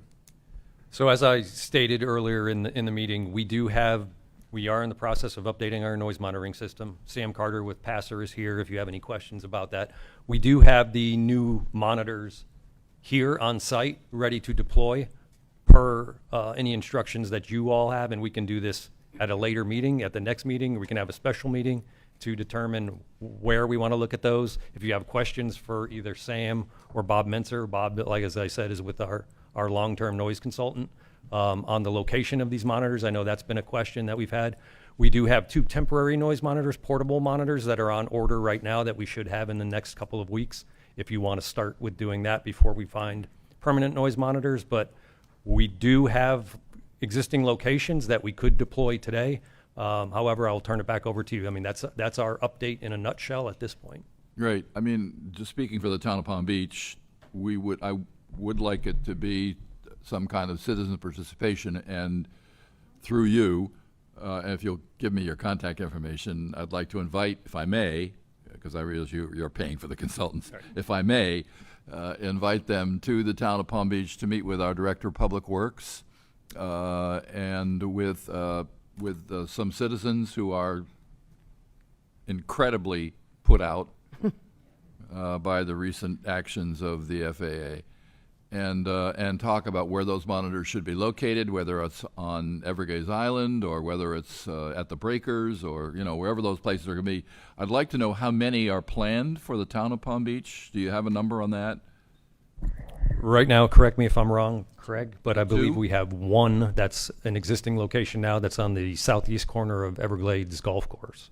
Island Road. Island Road, yeah. No, I think we need 2, at least 2. Well, there were historically 2. Correct. Yeah. One was down closer to Clarendon, maybe, or down Right. in there. Right. And the property was sold. It takes permission from the owner to put a noise monitor on the property, and That's all got to be changed. nobody wanted it done. And So I want the Public Works Department involved because I'd like to put them on town property, which we can do through the Department of Public Works. Oh, And okay. they'll look after it. They'll help with the maintenance if anything is needed. So if it's all right with you, I'll contact you, and we'll work something out with you guys to invite you to Palm Beach, beautiful Chair? Palm Beach, Madam Chair, for a session. I'm sorry. If we could, I would love to have a special meeting that we would talk at a deeper level about where they are going, ensure that the public is aware. I live in the town of Haverhill, and we are deeply impacted. I always ask my manager to ensure that the information is in the next newsletter, so we want to make certain that everybody is aware and that they can be present at the next meeting or whenever we decide to set that meeting. I think one of the things that's come up is we got a lot of questions from the press and the community about, what about these noise monitors? Well, the noise monitors had been ordered some time ago. The bid had gone out from the county because you have to do that way. And then the loser filed a bid protest. So you can add months to the process. In the meantime, we had a kind of a jalopy system that was being held together, as my granddaddy used to say, by spit and baling wire to keep it going, if at that. But those monitors were not all where the noise is now. So even if some of them were working. And they didn't work. Well, if they were working, it didn't do us any good because it wasn't the new impact and and we do have the availability of a couple of portable ones, but the ones that have to be, and we had former sites, I had asked airport staff to have the planners look at with the consultants, has land use changed? Have we got a monitor where it might be a more industrial area that we really don't need it there? We need it more to residential where it's negatively impacting the community. So we need to do some data gathering right quick and then figure out where we can parse them out to as quickly as possible. If we have to use private property, we have to have owner consent and we have to have an easement. So it's not going to happen overnight, although portable would be easier and more quickly done, if I'm understanding that correctly. So maybe a special meeting or a workshop. We're looking at basing them on where the data says they need to go. So it's not who has the biggest crowd that shows up and yells the loudest gets a monitor. I don't want anybody to think that's the way the decisions are going to be made. But you say, I mean, we have monitors here now on site that are not being installed anywhere? Because we're They waiting just for got direction. here, yeah. Because we're, Yeah, we just okay. got them between the last meeting and now. Okay, so. because I mean, I think for our purpose, we're called citizens concerned with airport noise. I think that should be one of our #1 priorities, and I mean, this should have happened yesterday. I mean, it seems like we've been talking about non-functioning and not having noise monitors or having them in the wrong place for Well, we're years, trying to get so- it going. Yeah, And, well, I mean, and at the what I'm same saying is, I time, think we need to expedite getting well, them. but expediting them, if they're not, we're not gonna put them in the appropriate places, is like shooting ourselves in the Well, I foot. mean, I think we know we So need them in Flamingo Park. Well, that's to be determined. El Cid, Flamingo, everybody's neighborhood all over the island. But a case like you have one, we need to get that one going, the ones that are already established. I mean, we're Yeah. prepared, ready to go. Yeah. I mean, you can put ours in tomorrow. Yeah. I mean, So maybe, what thinks we? A short workshop meeting to delve into the details, get some input from the consultants? we got some comments out here. Sir, a lot of us are. I can. Okay. See, this is what I was Okay, let afraid us was know. gonna- You're from Palm Beach, right? What street? Okay. What we need, that's why I said it's going to have to be a data-driven decision. Because I'm going to give you a corollary. In my neighborhood, everybody says, oh my God, my street is the only one they use to cut through to Dixie. I said, it's everybody's street. Everybody thinks it's only their street. Everybody thinks it's only their neighborhood. So if we need to make sure, and that's why we would rely on the consultant to help make informed decisions, and not, because I would volunteer in my backyard too. If I'm getting the brunt of the impact, it would be hopefully temporarily. But so we've got to do it in a data-driven way, or we'll have a whole horde of furious people, and we'll all then go at each other instead of going at the target we need to be going at. So that's why I'm saying, if people are available in a week or so, or I don't know what it takes to get you gentlemen back here, or some people want to stay and discuss a little bit, if you have to leave, you have to leave. Give us what you need so that we can. Madam Chair, may I ask Are you here for the day or what? So we work routinely with HMMH. Okay. They were actually the firm that I believe that worked in our original Part 150 noise abatement Yeah. program. Make a presentation or no? Right. We brought him here specifically to talk about locations for noise monitors. We can come back if you want at a next special meeting with recommended locations based on where planes are being seen today. And then at that point, maybe you could provide us assistance on, where those locations may be in public areas where we may not require an easement. That would make sense to me. We may be able to go ahead and do that. To the extent that we have to get property rights in order to do that, that's a little bit of a process.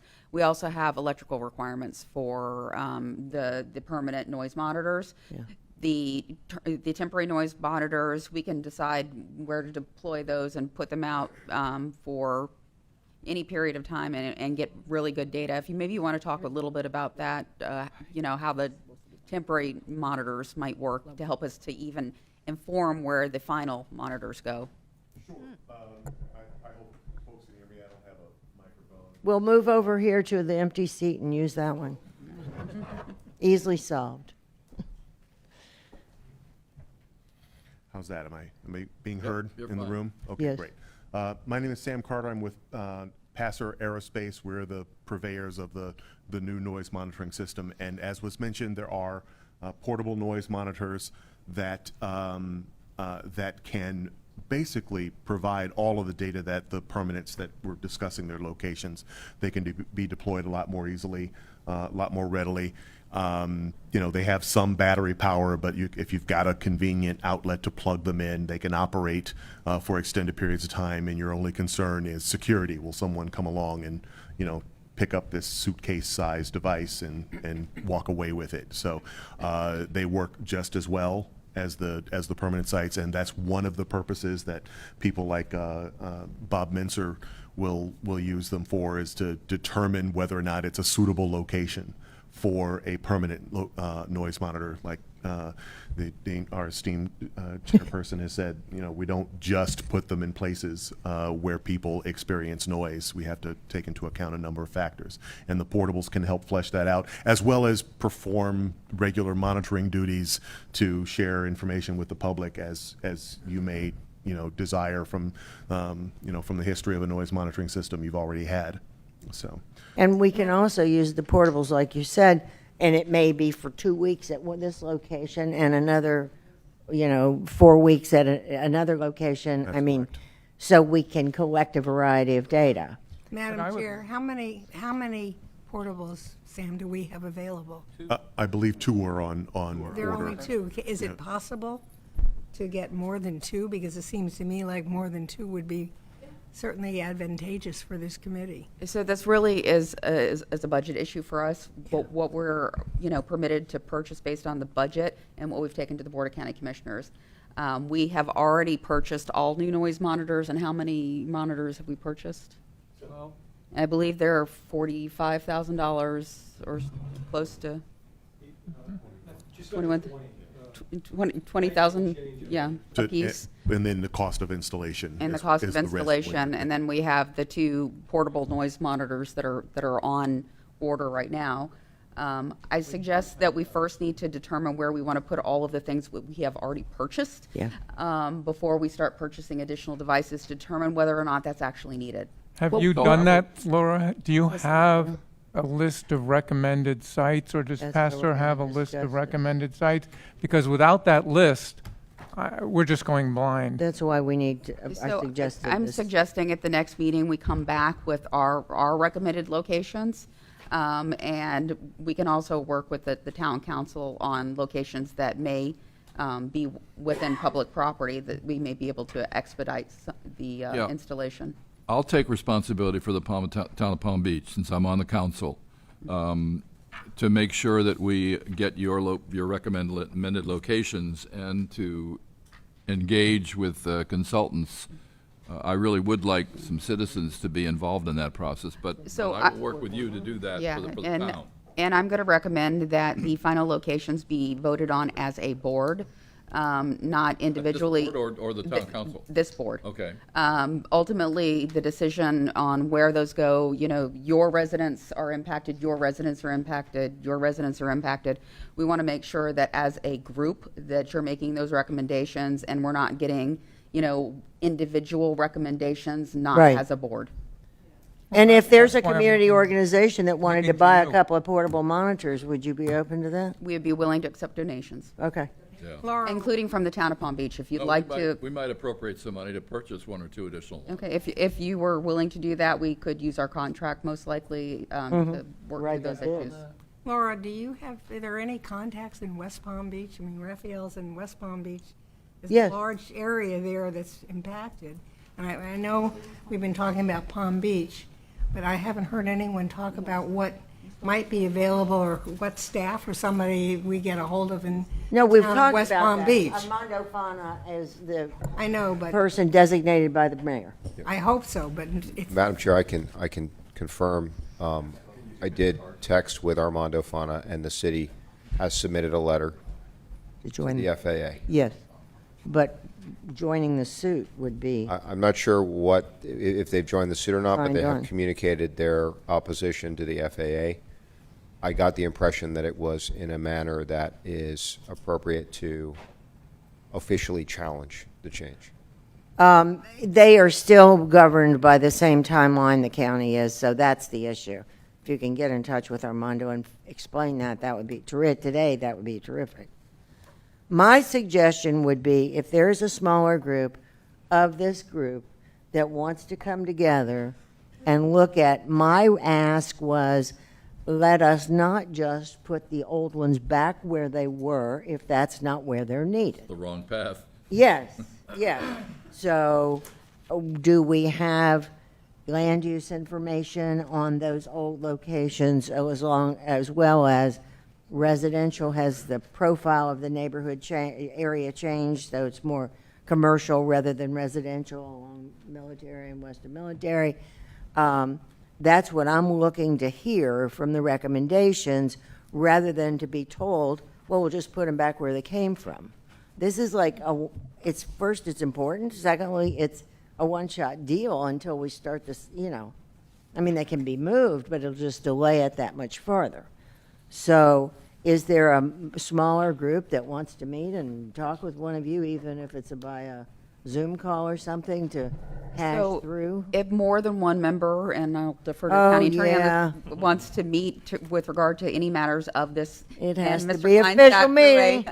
A long presentation about this yesterday on Sunshine Law. Yep. You would need to have it as an advertised meeting. That's correct. Well, then, You can't vote if it's by Zoom, and you still need a quorum, and you need a reason.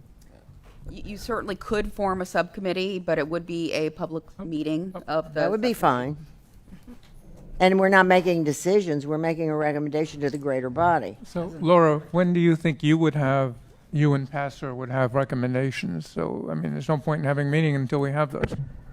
That's something I'm going to have to defer to Bob and pass her on. Always been, we're gonna have people who are furious because their noise isn't being monitored.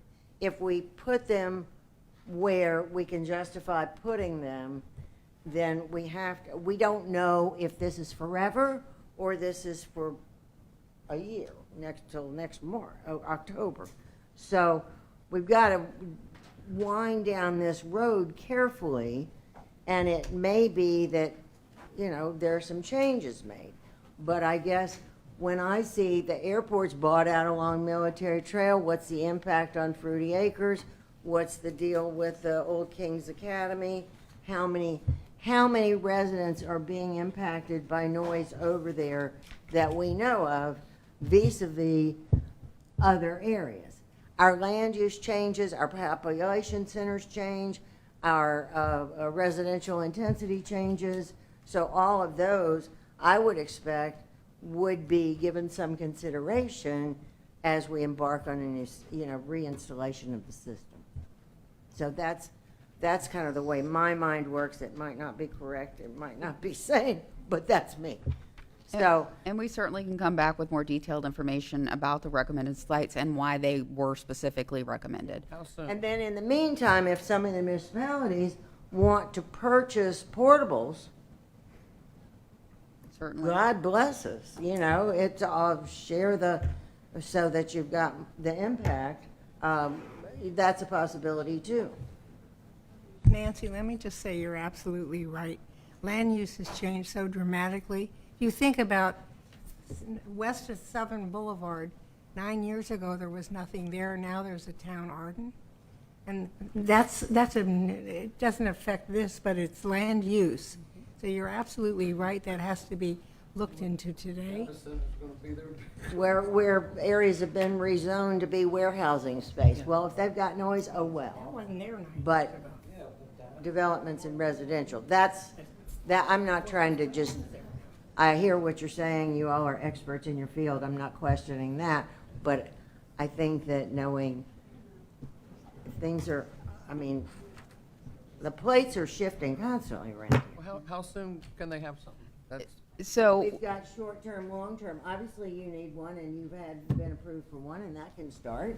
And whichever other ones we've got. I mean, just saying, how soon can we get reconvened for them to come back for, what's a realistic time frame for that? So realistically, we're in the holiday period. Exactly. Next week, I can tell you, Gary and our schedules are already pretty crazy.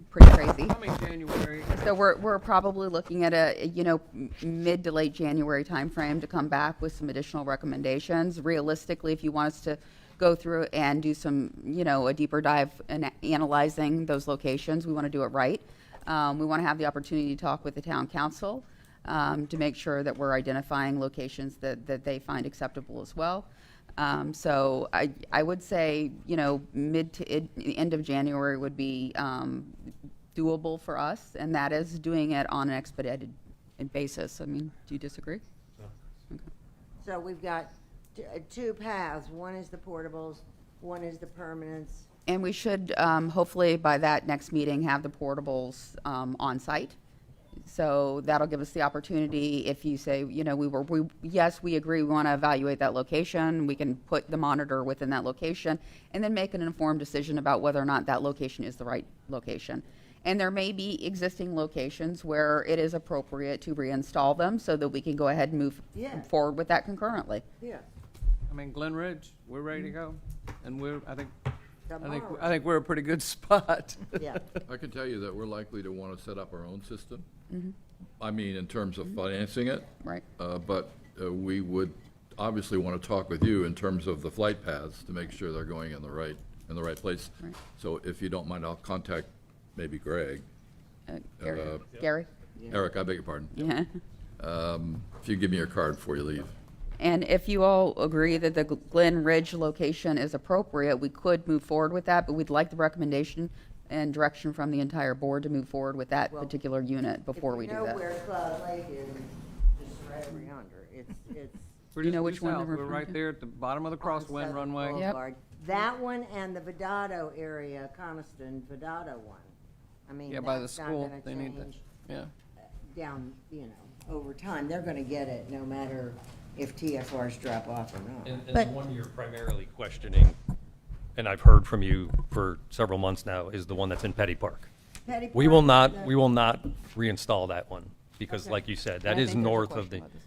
This one I think still catches it, because the one that's on the southeast corner of Everglades Golf Course, I think still gets a significant amount of overflights right now. Okay. You're gonna wanna look for something a little north of that area. Yes, that's right. Between there and the breakers. That's correct. And then, Exactly correct. yeah. And then the one that is the Coniston Vedado, that's right off the end of the main primary runway. So Yep, I have that one. And then there's one on Omar Road, which is north of the Yeah. buyout area. And That that's one will affected. stay. And then you would want one somewhere a little north of that, north of Belvedere, Right.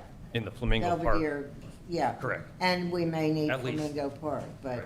So is the conversation you're having now, though, you're not going to do that? You're going to come back with those as part of a recommendation? We're not piecemealing these? Correct. Okay.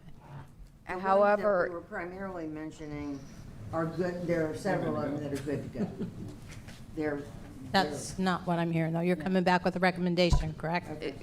That is at the discretion of the board. However, we did hear from Member McLean that she may have the particular monitor that serves her community, that she believes is an appropriate location, that we move forward with it. If that is what the board would like us to do, we could proceed with that concurrently.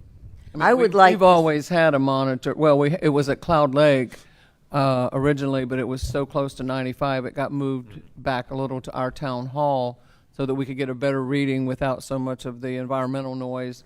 And we've always had, effective readings there. So Well, that's- they're right on top of the airport. Yeah, I mean, And we're- then the we're other on one the is the crosswind runway. Vedado, Oh. Coniston, they're right at the end of the runway. Well, we're at the end of the crosswind. So. You're in the end of Right here. Crosswind, they're at the end of the primary. Madam Laura, I Chairman? don't want to do this piecemeal. Yeah. That is up to the board. I would like for us to honor Okay, a then let's process. have a motion for what you'd like Yes, to do. please. That's what I Laura, was what's a trying good to date to come describe. back in January? We need a citizen. They typically meet on Thursday. Yeah, but you know what, at Do this we wanna point, go I'm wait? done. What's our regular meeting? We don't have any scheduled meetings for January. the last- I mean, for 26. Okay. Well, is there a calendar here to even figure it out? And do you want to do an evening meeting, a morning meeting, or an You afternoon have a meeting? calendar in your packet. Like an afternoon. Morning or afternoon, the middle of the day is very tough for By the me. way, I how do many work. new monitors are we having? How many new monitors have we purchased? Total, we will be buying 11. Right now, we have 7. 11. Okay, I want to make sure those 7 are in the best. 10 for I want to PBI, make, and Gary, I we want to have- make sure they're in the best possible locations, Understood. and I have no clue right now. Madam Chair, are we going to put together a subcommittee? I heard you talk about that. No. Apparently not. Okay, well, I wondered if perhaps, That got shouted down. no, I don't want to be on the subcommittee, but I just wondered if maybe it would be expedite things if we. That was had what a my subcommittee. thought was originally, but that didn't work, so. Which Thursday? Is usually Unfortunately, the third the Thursday? sunshine. No, I'm very Well, much. we just have aware to of the advertise sunshine. it. We can't, we're just making a Well, you recommendation. can- We're not making decisions. You can still have a subcommittee with, under the sunshine law. It's just a smaller group that you meet publicly.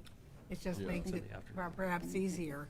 But no, you definitely can have a subcommittee with, you do have to operate. You just have to notice it. Well, Yeah, did we, yeah. Somewhere. I'm just. And I was Do just we want asking. to set the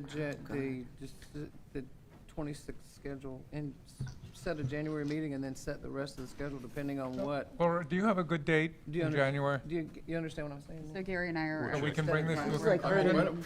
herding cat. Why don't you do the usual thing, which is ask Craig, is it Craig? I'm sorry.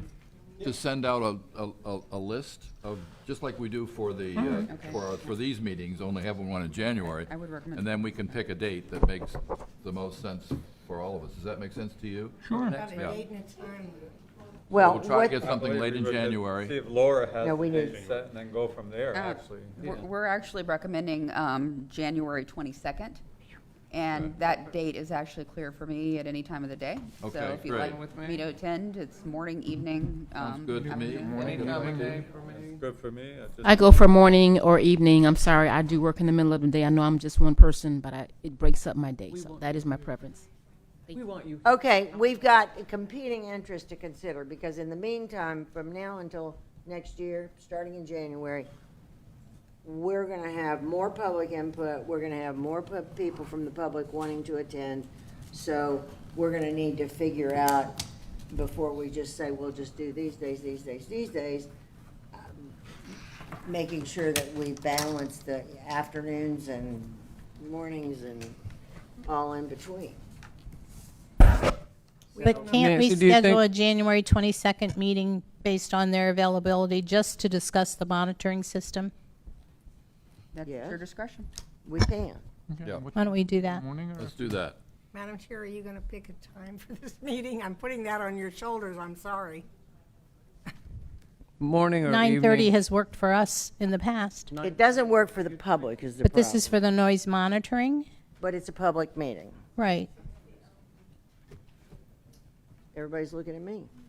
Okay, we've got to bring it to a conclusion. I'm going to move that we set a meeting for January 22nd at 9:30 in the morning to discuss the new noise monitoring system and their locations. I will second that. All in favor? Aye. All opposed? Can we also, at that meeting, set You're saying the 9:30? schedule for the rest of the year as opposed No. to try and do it right now? Or do you want to do it Let's now? No, let's don't do it right now. Please. So we can set the schedule My at that battery's meeting. running low. Could we possibly have the staff send out a poll for the future meetings between now and then? We'd be happy to do that. And you're looking to have monthly meetings? Is that the, No, every other month. every other month? I think with what's Well, going on, I think we- that may be determined by what happens next. that I agree. We're looking at, we don't have a crystal ball. So in order to provide you a schedule, if you could provide a direction as a group? I'd say every other meeting unless there's an emergency to come every meeting. Why don't we start with every other month and see how that goes? We're going to meet in January, we can reconsider it. Why don't we do the schedule at the January meeting? Why not? I'm sorry, I have to Yeah. get out of We'll here. let you know what's going on. We can bring back a proposed schedule at the January meeting if that's what you'd like. I Yes. think that's the best idea. Yes. Because we might have a little bit better idea of what's going on. And I'm assuming you'd like a combination of evening meetings and morning meetings. Yeah, I agree. That's Or reasonable. afternoon, Agreed. you know, late afternoon. Teresa can't come in the afternoon. But I'm just one. Okay, I am going to first thank Laura and Gary and the airport Yes, staff very and much. wish them a Thanks for happy, showing up today, Laura. wish you a happy holiday. And thank you for all your help and your flexibility. And then I move to adjourn. Thank you, Madam Second. Chair. Thank you. Happy holidays. All in favor? And Thanks thank for you all taking coming. over It my was a job pure for laugh. me.